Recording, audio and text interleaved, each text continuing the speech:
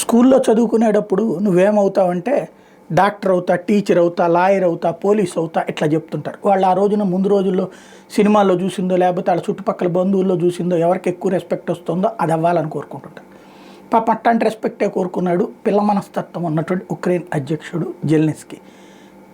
అతని యొక్క పిచ్చతనాన్ని, అతని యొక్క పిల్లతనాన్ని, అతని యొక్క మెంటాలిటీని క్యాష్ చేసుకున్నది అమెరికా బైడెన్ టీం. దానికి అనుగుణంగా రష్యా మీద రెచ్చగొట్టి యూరోపియన్ నాటోతో కలిసి ఆయుధాలు ఇచ్చి, అట్లాగే అన్ని పార్లమెంటులు అతనితో ఉపన్యాసాలు ఇప్పించి ఫైనల్గా తను ఒక అద్భుతమైన హీరో, హాలీవుడ్ హీరో కంటే తను ఎక్కువ అనుకున్నాడు.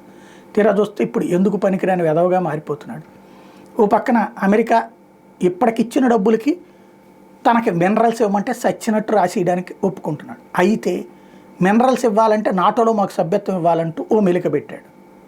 నిన్న ట్రంప్ తేల్చి చెప్పేశాడు, మినరల్స్ ఇవ్వడం అనేటటువంటిది నీ రూలు, ఎందుకు మా దగ్గర డబ్బులు తీసుకున్నావు కాబట్టి, అది గ్రాంట్ అని నీకు ఎవడు చెప్పాడు అంటాడు. అట్ ద సేమ్ టైం నాటోలో సభ్యత్వం అనే క్వశ్చనే లేదని తేల్చి చెప్పాడు.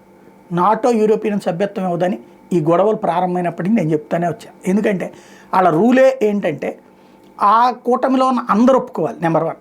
రెండవది, వేరే దాంతో లిటిగేషన్ ఉన్నవాళ్ళు అలౌడ్ కాదు. ఈ లిటిగేషన్ పక్కన పెట్టుకుని దాంట్లో చేర్చుకోమంటే ఎట్టగా?